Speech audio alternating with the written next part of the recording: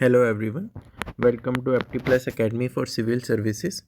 So in this video we are going to discuss the most important questions for all civil services examinations with respect to your budget as well as your economic survey. So let's begin. So the first thing that we are going to discuss is the type of the questions that are asked. We will be focusing on three examinations, that is your UPSC, OPS and the WBCS exam. ठीक है, तो सबसे पहले UPSC की exam की बात करते हैं। तो आपकी जो तीनों स्टेजेस होती हैं एग्जामिनेशन की, चाहे वो प्रीलिम्स हो, मेंस हो या फिर आपका इंटरव्यू क्यों ना हो, तो क्वेश्चंस इकोनॉमिक सर्वे से भी और बजट से भी पूछे जाते हैं। ठीक है, चाहे वो डायरेक्ट क्वेश्चन हो चाहे वो इनडायरेक्ट क्वेश्चन हो।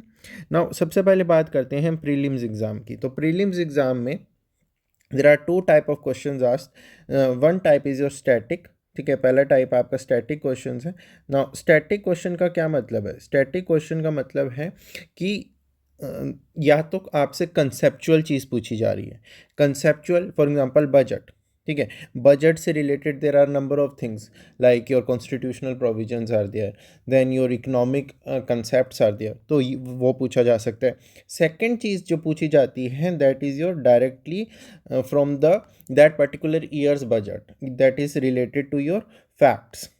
ठीक है, अब किस तरीके के फैक्ट्स?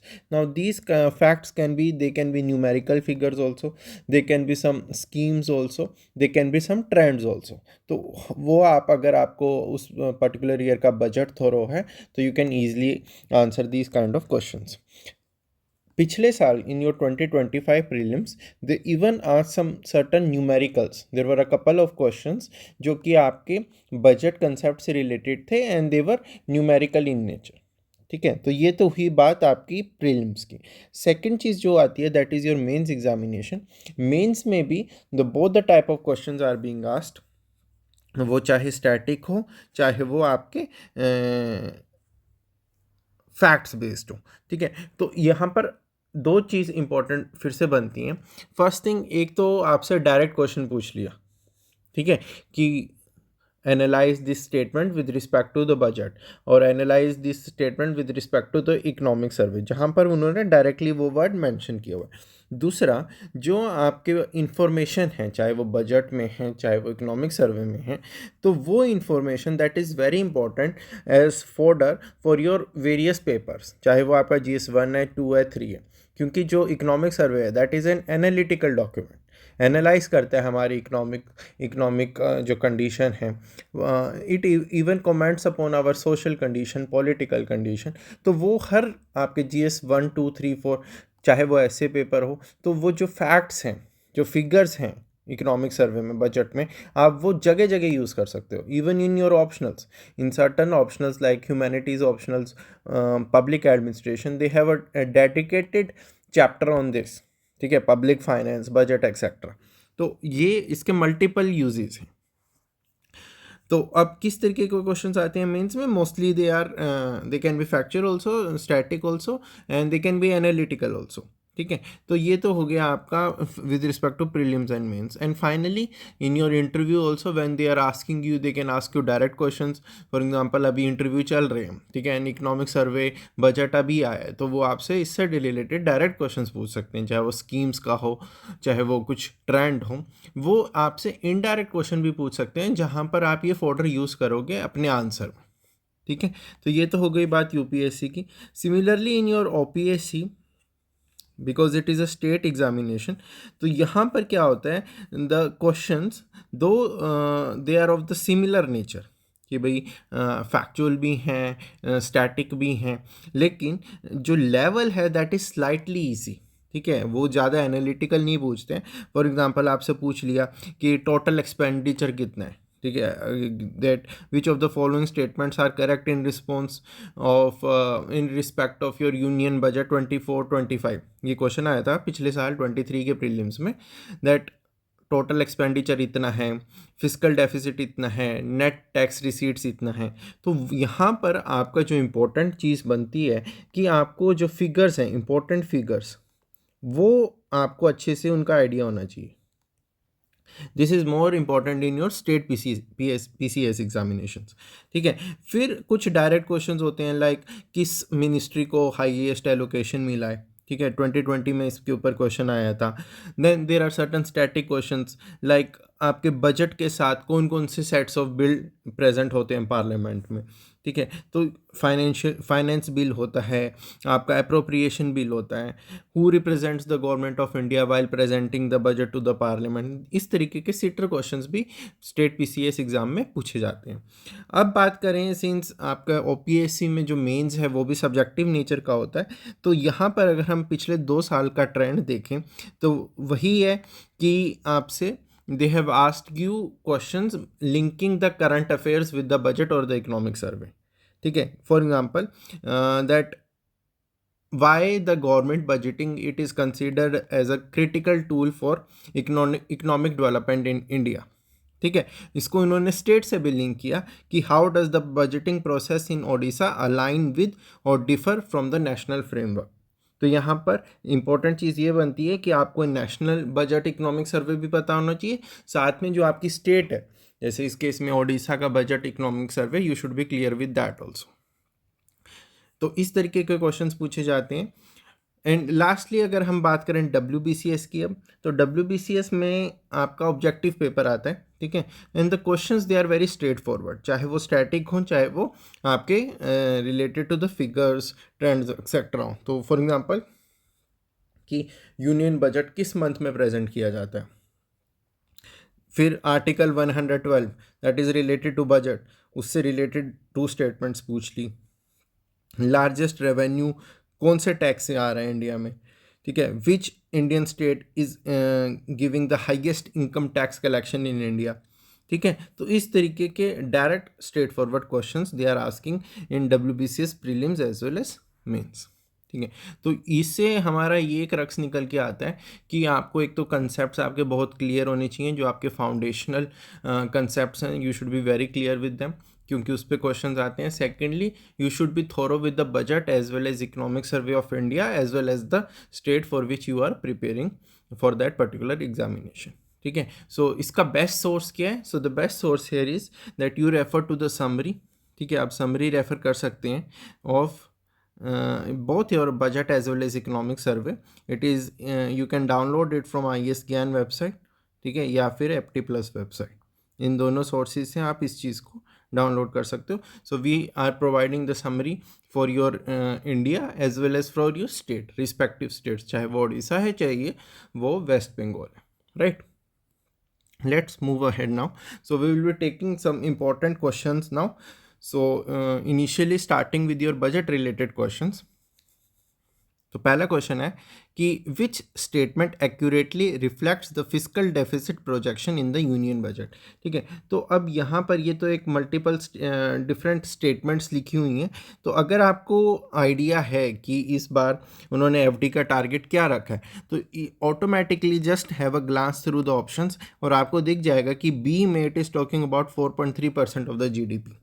ठीक है, तो रिवाइज्ड एस्टिमेट्स में 4.4% ऑफ द GDP था, और जो इस साल की बजटरी एस्टिमेट्स हैं उसमें 4.3% है। सो B becomes the correct answer, right. Moving ahead, question number 2।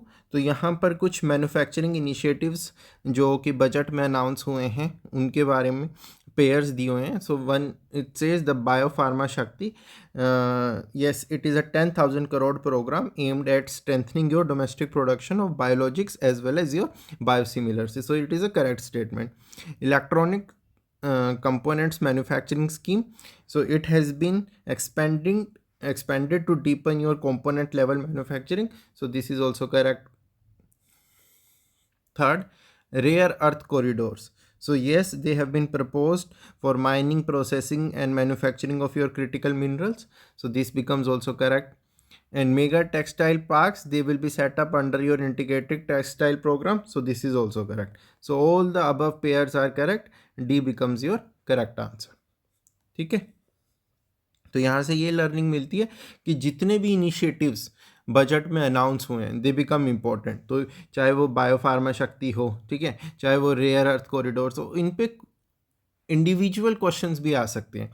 साथ ही आपको क्लियर होना चाहिए कि अब जैसे बात हो रही है रेयर अर्थ कॉरिडोर्स की, तो यहाँ पर आपको बैकग्राउंड में जाके उसके कंसेप्ट के बारे में भी इंफॉर्मेशन गैदर करनी है कि रेयर अर्थ मिनरल्स कौन से होते हैं। ठीक है, बायोफार्मा शक्ति है तो बायोफार्मा इंडस्ट्री के बारे में, what are biologics, what are biosimilars. ठीक है, सिमिलरली जब हम मेगा टेक्सटाइल पार्क्स की बात करें तो टेक्सटाइल इंडस्ट्री का इंडिया में क्या स्टेटस है, कौन सी स्टेट्स डोमिनेट करती हैं, तो यहाँ पर आपको डिफरेंट सब्जेक्ट्स को भी लिंक करना होगा, right. Moving ahead, question number 3. So it is related to the various proposals related to tax reforms in the budget. So it says that introduction of the new income tax act of 2025, it will come into effect from April 1, 2026. तो ये आपके FM ने ये announcement किया था. Secondly, integration of assessment and penalty proceedings into a single order. So this is also correct. तो आपका दोनों चीज़ों को कंबाइन करके सिंगल ऑर्डर होगा ताकि डिफरेंट जो आपके एंटिटीज़ हैं उनको ज़्यादा फेस ना करना पड़े. Buyback of share to be taxed as capital gain for all shareholders. So this is also correct. Introduction of a new customs duty on exported goods. तो ऑब्वियसली दिस इज इनकरेक्ट. बहुत ही different items के ऊपर आपका BCD को reduce किया है. That is your basic customs duty, so for ease of doing business. ठीक है, तो ऑटोमेटिकली अगर आपका फोर्थ रोंग है C&D एलिमिनेट हो गए, तो we are with the B option. ठीक है. Which of the following custom changes were announced in the budget to boost the domestic manufacturing and exports? तो इन ऑप्शंस में हमने देखना है कि कौन सा मैन्युफैक्चरिंग और एक्सपोर्ट्स को बढ़ा सकता है.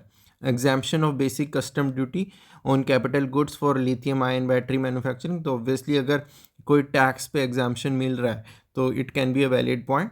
Increased custom duty on raw materials. Custom duty बढ़ाएंगे तो कैसे फेवरेबल रहेगा. Enhanced duty on courier exports, so this also becomes wrong. So we are left with A and D, and A becomes the more suitable option. So even if you are not aware, you have not gone through the summary, still you can attempt such questions, right? Moving ahead now. Question number 5. So this is related to the MSME sector. So with reference to the MSME support announced in the budget 2026-27, which of the following statements is true? So first says that they will be exempt from TREDS receivables discounting. A dedicated 10,000 crore SME growth fund has been announced. So this becomes the correct answer. तो सी में बोल रहे हैं कि the loans will have government back zero interest. MSMEs will no longer be eligible for invoice discounting. तो ऐसा कुछ announce नहीं हुआ है बजट में. So B is the most correct suitable answer here. Consider the following statements about infrastructure measures in the union budget. Public capex it has been increase to 12.2 lakh crore rupees. तो ये एक करेक्ट स्टेटमेंट है, right. City economic regions receive challenge mode funding linked to performance. Yes, so the city economic regions, they are going to be developed using your competitive challenge based selection now. So this also becomes correct. Coastal cargo share is targeted to be increased to 12% of total cargo movement by 2047. So this is a factual detail. This is also correct. Answer is D. But आपने ये ध्यान रखना है कि we often tend to ignore such kind of numerical figures. 12.2 lakh crore, 12% of cargo movement by 2047. तो इन चीज़ों को आपको एस्टिमेट होना चाहिए. पहले क्या था, इफ वी टॉक अबाउट से few years back like pre Covid times, तो ये इस तरीके के क्वेश्चंस जहाँ पर डायरेक्टली न्यूमेरिकल्स आ रहे हैं, फिगर्स आ रहे हैं, UPSC में they were not asking. But now the trends have changed. They are also including numerical figures in the questions. तो you should have an idea, right. Next question, which of the following is proposed to be made a final tax from 1 April 2026? So if you have gone through the budget summary, so you must be knowing the answer is minimum alternate tax. ठीक है, तो जो कि आपका section 11 5 JB end of your income tax act के under आता है. So basically ये उन कंपनीज को टारगेट करता है जो कि ह्यूज प्रॉफिट्स बनाती हैं and they pay dividend to the share holders also. But finally जो टैक्स निकल के आता है दैट इज़ वेरी मिनिमल. ठीक है, वेरी लेस टैक्स और nil tax they are paying. Why? Because they are making use of certain deductions exemptions which are allowed under your income tax act. ठीक है, तो एक लूप होल था, तो उसके लिए the concept of minimum alternate tax it was introduced. तो basically क्या होता है कि चाहे आप कितना ही आपका प्रॉफिट क्यों ना हो, कितनी डिडक्शन क्यों ना हो, आपको इतना मिनिमम टैक्स तो भरना ही है. सो अगर आपने यूएस के एएमटी के बारे में सुना होगा, ठीक है, अल्टरनेट मिनिमम टैक्स, तो similar kind of concept is here. तो अब गवर्नमेंट ने क्या बोला है that it is going to be the final tax here, right. Question number 8. So it says which of the following foreign investment related incentives were proposed in your budget. तो tax holiday until 2047 for foreign companies providing global cloud services from India data centres. तो आपने सुना होगा कि हमारा जो data centres हैं they have been in news quite frequently now. ठीक है, तो ऐसे में इंडिया को एक ग्लोबल डाटा हब बनाने के लिए we are providing certain exemptions to the foreign companies. और उसी डायरेक्शन में ये एक step है that the tax holiday will be provided. So there is no proposals to raise TDS, impose differential duties or reduce FDI, etc. So other options they become incorrect.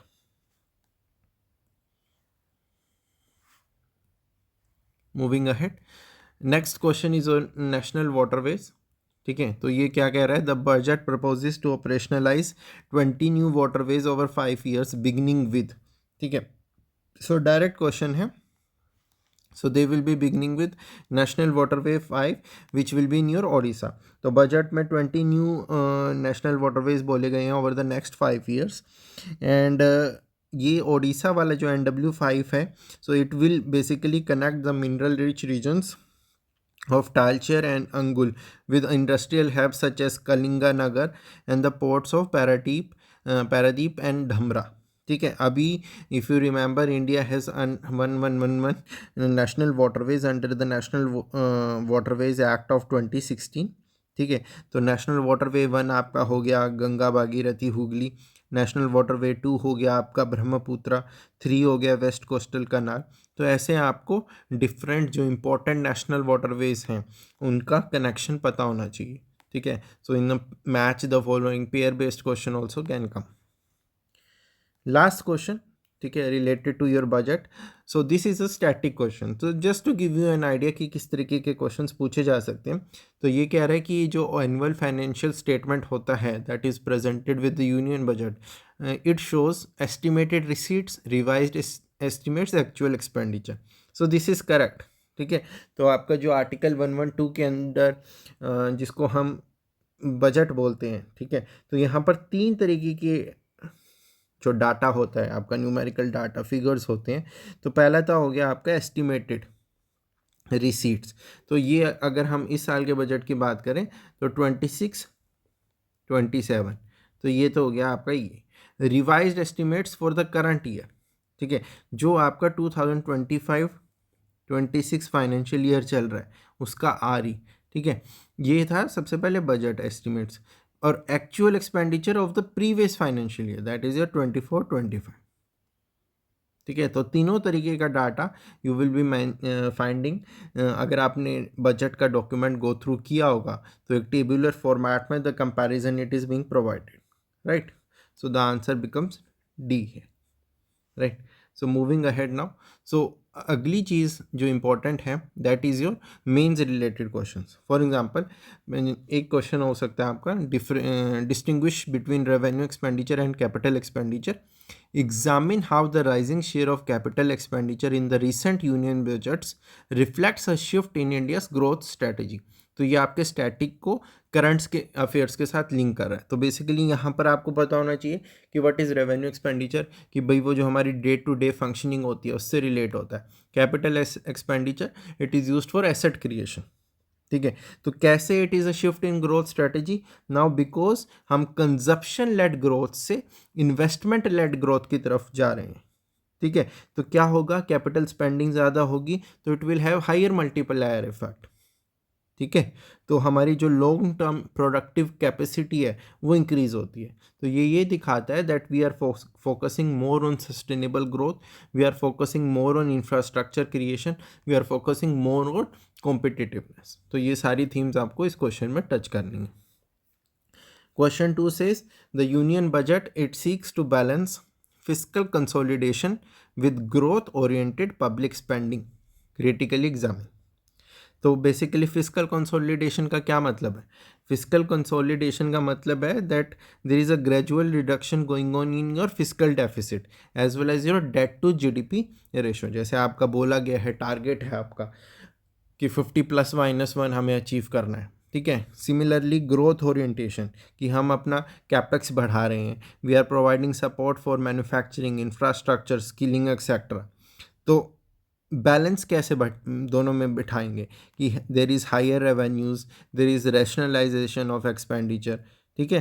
तो growth के ऊपर भी spend कर रहे हैं और अपना फिजिकल स्लिपेज को भी हम कंटेन करने की कोशिश कर रहे हैं, राइट। सो अल्टीमेटली सक्सेस किस चीज़ पर डिपेंड करेगा? On the quality of spending, on the quality of implementation. Third, it says that discuss the role of manufacturing-led growth in achieving Atmanirbharta. How does budget 26 initiatives address India's manufacturing constraints? तो सबसे पहले आपको यहाँ पर manufacturing की importance बतानी है, ठीक है भाई, एम्प्लॉयमेंट जनरेशन में, एक्सपोर्ट में, रिड्यूस्ड इम्पोर्ट डिपेंडेंस में। उसके बाद आपको बताना है what are the key constraints that India is facing, चाहे वो टेक्नोलॉजी गैप हो, वीक सप्लाई चेन हो, हाई लॉजिस्टिक कॉस्ट हो। तो यहाँ पर you can add certain numerical data also. फिर आप बताओ कि सेक्टर स्पेसिफिक कौन कौन सी इनिशिएटिव्स बजट ने अनाउंस की हैं, चाहे वो सेमीकंडक्टर हो, बायोफार्मा हो, इलेक्ट्रॉनिक्स हो, टेक्सटाइल हो, क्रिटिकल मिनरल्स हो, कॉरिडोर्स हो, ठीक है। Then what are the expected outcomes, you will be talking about them. Fourth, evaluate the significance of women-centric enterprise initiatives in transforming livelihoods from subsistence to sustainable entrepreneurship। तो इसका क्या मतलब है? पहले हमें इशू पता होना चाहिए कि बहुत ज़्यादा जो वुमेन हैं they depend upon small credit based livelihood activities. As a result budget ने क्या कहा है? She marts, enterprise oriented support that will be provided।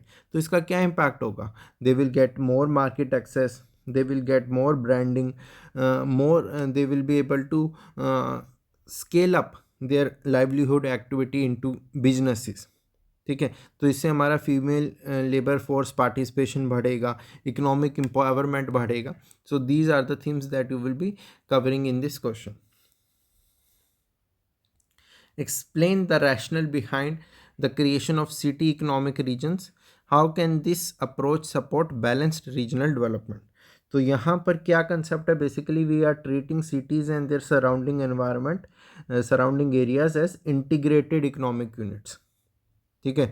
सो जो आपका कंजेशन हुआ, स्पिल ओवर इफेक्ट हुआ, अनइक्वल रीजनल ग्रोथ हुआ, सो उन सब चीज़ों को it is going to cater, ठीक है। तो इससे क्या होगा? There will be better infrastructure planning, more regional connectivity, decentralization of growth and in the long term it will ultimately lead to balanced urbanization and productivity.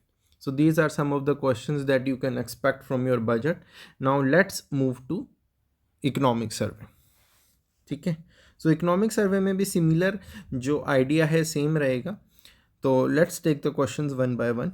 So it says India's real GDP exceeds its estimates potential growth rate, ठीक है। तो real GDP that is approximately 7.4%, ठीक है, versus 7%। तो this becomes a correct statement. Statement 2 says that share of services in GVA is higher than share of services in GDP. ठीक है, तो that is GVA में अगर बात करें दैट इज़ रफली 56.4 एंड आपका GDP की बात करें दैट इज़ रफली 53.6. तो yes that is also correct. The average headline inflation recorded during this period is the lowest since the CPI series began. So this is also correct. So 1.7%. ठीक है. The central government's effective capital expenditure as percentage of GDP is higher than the combined of states. तो this is also correct. Central का 4 है, combined 2.4% है, तो that is correct. So correct answer becomes D. तो आपने देखा कि कैसे पूरा का पूरा question it is based on your numerical data. ठीक है, तो अगर आपको नहीं है आइडिया तो you can not answer this. तो यहाँ पर आपको पिन पॉइंट डाटा की नीड नहीं है, you should know the trends. ठीक है, rough trends that will also help you answer this question. Question 2, so it is related to certain statements are given. India's gross fixed capital formation has maintained a share of about 30% of GDP. So this is correct. Private consumption constitutes more than 3/5 of India's GDP, that is 60%. ठीक है, तो obviously 61.5% है आपका private consumption, तो this becomes correct. Services GVA growth for financial year 26 is estimated to be lower than the overall GVA growth. तो यहाँ पर जो सर्विसेज का GVA ग्रोथ है that is estimated to be around 9.1% and overall आपका is estimated to be 7.3%. तो obviously it is higher, तो this becomes incorrect. Answer will be A. तो B, C, D में 3 is common, so we can easily eliminate that. Moving ahead, India is the world's largest recipient of remittances, so this we know, right? Approximately $135.4 billion in the financial year 25. Second, India's CAD, that is current account deficit, remained below 2%. So this is correct. So that is roughly around 1.3%. India's foreign exchange reserves provide import cover for about 1 year. ठीक है, तो now this is dicey statement. Dicey in the sense, देखो it is रफली 11 months. ठीक है, तो अब ये सब्जेक्टिव बन जाता है और इस तरीके के question they ask in your UPSC prelims. यहाँ पे अबाउट 1 लिख दिया, अगर ये अबाउट ना होता तो ये एक डायरेक्ट स्टेटमेंट बन जाती, मैं इसको इनकरेक्ट मान लेता. But still I would say of रफली 11 months बोला है सर्वे ने, तो we will treat it as incorrect only. Answer would become A. Question 4. Now question 4 says that gross NPA of banks are at multi-decadal low. This is correct. So 2.2% is the value. Okay. Net NPA's ratio is below 1%. Again, this is correct. So if I talk about September 25, the ratio is 0.5%. The credit growth in December 2025 was lower than in December 2024. So this is wrong. So the credit growth is accelerated from 11.2% in your 24 to 14.5% in your 2025. So this becomes incorrect. Answer would become A. Next question. Question 5. So it says that the social services expenditure of both states as well as your center as a percent of GDP has increased in successive recent years. So this is a correct statement. So 7 से 7.7% से 7.9%. India's public capital expenditure averaged below 3% of GDP in the post-pandemic period. This is incorrect. ठीक है, रफली 4% के around है, ये मैंने आपको जैसे पहले भी बोला था कि 4% है सेंटर का. So that is incorrect. State governments capital expenditure is around 2.4%, ये हमने पहले भी डिस्कस किया था. This becomes correct. Answer is B. Question 6, it is on poverty. So India's multi-dimensional poverty index value has fallen below 15%. Yes, this is correct. आपका if you remember your Niti Aayog also, so MPI is roughly around 11.28%. Extreme poverty in India is estimated at below 6%. So this is also correct. That is 5.3%. MPI is compiled by your world bank. So this is incorrect. ठीक है. If you remember किसने किया है? नीति आयोग. ठीक है. तो answer becomes a.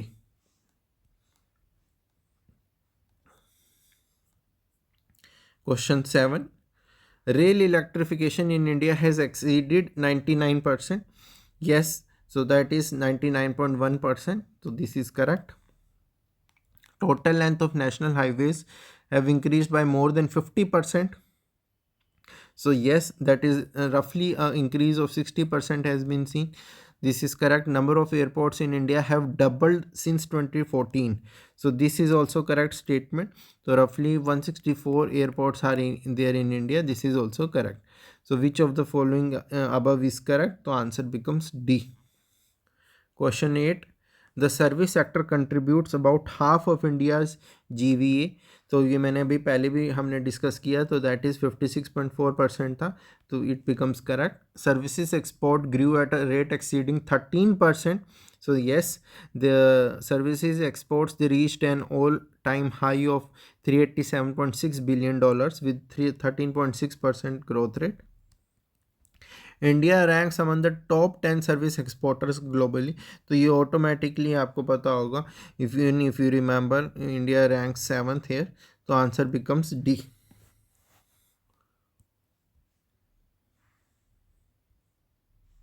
Next question number 9. This is related to education. So the target gross enrollment ratio in higher education is 50% by 2035. So yes, this is correct. The GAR at higher secondary level is currently below 60%. So that is your 58.4%. ठीक है. Primary level GR is below secondary level GER. So this is incorrect. Primary GR is approximately 90%. ठीक है. तो which is well above your secondary GR. Secondary GR is your 78.7%. इनमें confuse नहीं होना, ये higher secondary था, ये हम सेकेंडरी की बात कर रहे हैं. तो 1 and 2 are correct. Answer is A. Lastly, the Jal Jeevan Mission has covered more than 4/5 of rural households. So yes, approximately 81% of the households have been covered. The Swamitva scheme uses drone technology for property mapping. So this is also correct statement. Third, more than 2 crore property cards have been prepared under the Swamitva scheme. Yes, approximately 2.76 crore. Right. तो अब यहाँ पर answer becomes then D. तो एक चीज़ आपने note की होगी, जो हमने क्वेश्चंस डिस्कस किए हैं, रफली all of them were relevant to the information which is present in the survey. तो अगर आपको उस इंफॉर्मेशन के बारे में आइडिया नहीं है, so you can not easily attempt all these questions. So your economic survey and budget they are very important tools if you want to understand what are the trends going on in the economy. ठीक है, in our social spare. तो उस चीज़ के लिए they are the excellent sources. Now let's take certain mains oriented questions. So first question, it says that India's growth momentum is increasingly driven by consumption, investment and services simultaneously. Examine this statement in light of the economic survey. ठीक है. तो ये क्या बोल रहा है कि India के ग्रोथ में कंजप्शन का रोल है, इन्वेस्टमेंट का भी रोल है, सर्विसेज का भी रोल है. तो आप यहाँ पर बात कर सकते हो कैसे हमारा जो PFSC है that is increasing 1.5% of GDP. Investment आपका जो GFCF है दैट इज़ रफली 30% ऑफ योर GDP. ठीक है. सर्विसेज सेक्टर वी अभी बात की 9.1% की ग्रोथ. ठीक है. तो ऐसे में the convergence of all these 3 engines they will reduce over dependence on one single source. ठीक है. और जो हमारे ड्यूरेबिलिटी है ग्रोथ की दैट विल बी इन्हांस्ड. ठीक है. So this is how you are going to answer the first. How does the economic survey link fiscal consolidation with long-term growth? ठीक है। तो बेसिकली ये क्या कह रहा है कि फिजिकल कंसोलिडेशन और लॉन्ग टर्म ग्रोथ में से एक को चूज़ नहीं करना है, दोनों को हमें लिंक करना है। तो कैसे करेंगे? तो पहला हमारा रेवेन्यू बढ़ाने की कोशिश करेंगे, टैक्स बेस को बढ़ाएंगे, जो नॉन कॉरपोरेट टैक्स कलेक्शंस हैं उनको बढ़ाएंगे। ठीक है, ऐसे में your GST 2.0 that becomes very important.